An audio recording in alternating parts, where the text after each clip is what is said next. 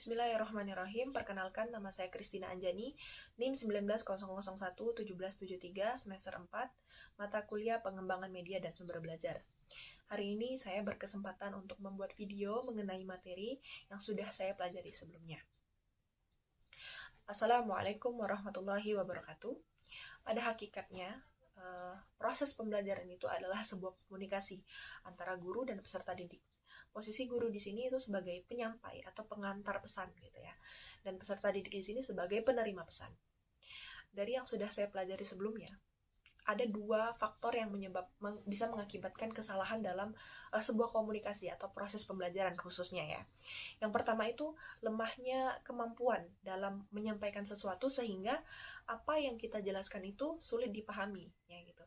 Terkadang seorang guru itu sudah merasa baik ya, sebaik mungkin gitu dalam menjelaskan sesuatu, tapi ternyata peserta didiknya itu sulit memahami apa yang kita jelaskan seperti itu. Yang kedua itu lemahnya kemampuan peserta didik dalam menerima pesan gitu, apa yang kita sampaikan gitu.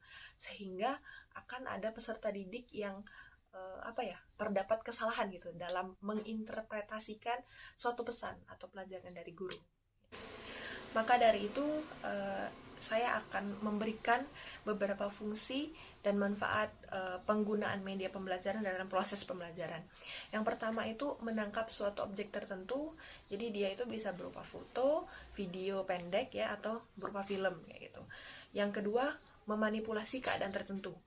Jadi dari media yang tadinya abstrak, sulit dipahami, yang terkadang itu sudah jelas videonya tetapi kita tidak memahami apa maksudnya kayak gitu ya. Jadi dijadikan lebih konkret lagi agar lebih mudah dipahami peserta didik. Karena tingkat pemahaman peserta didik itu berbeda-beda. Apalagi antara guru dan peserta didik ya. Itu tingkat pemahamannya itu berbeda. Yang ketiga, menambah motivasi belajar. Jadi ini sudah dapat dipastikan ya bahwa penggunaan media pembelajaran ini memang sangat mempengaruhi dalam motivasi belajar siswa dan minat siswa. Karena dengan adanya media pembelajaran ini, proses pembelajaran itu lebih bervariatif dan lebih inovatif seperti itu.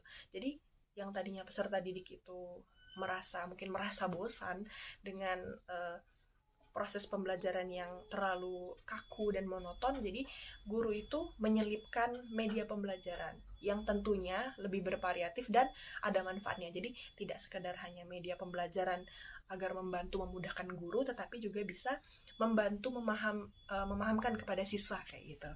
Yang keempat, memiliki nilai praktis yang semestinya itu digunakan oleh guru gitu. Contohnya yang pertama itu media dapat mengatasi keterbatasan pengalaman yang dimiliki siswa. Jadi siswa bisa belajar dari apa yang kita berikan lewat media pembelajaran gitu ya, agar lebih berkembang, lebih mendevelop proses pemikirannya kayak gitu. Yang kedua, dapat memungkinkan terjadinya interaksi langsung antara peserta didik dan lingkungan. Jadi learning by seeing kayak gitu. Apa yang siswa lihat itulah yang dia pelajari. Jadi dia lebih berpikir kritis lagi. Jadi lagi-lagi ini membantu mengembangkan pemikiran siswa kayak gitu agar lebih kritis. Jadi media pembelajaran itu tidak harus diberikan kepada peserta didik yang umurnya sudah dewasa kayak gitu, yang menunggu pemikirannya matang dulu baru diberikan media pembelajaran itu. Jadi bisa dimulai dari sekarang seperti itu.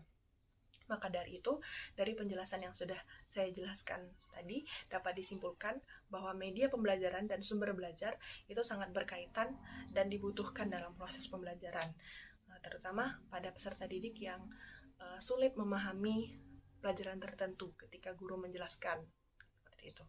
Mungkin itu saja yang dapat saya jelaskan. Mohon maaf apabila terdapat kesalahan. Wassalamualaikum warahmatullahi wabarakatuh.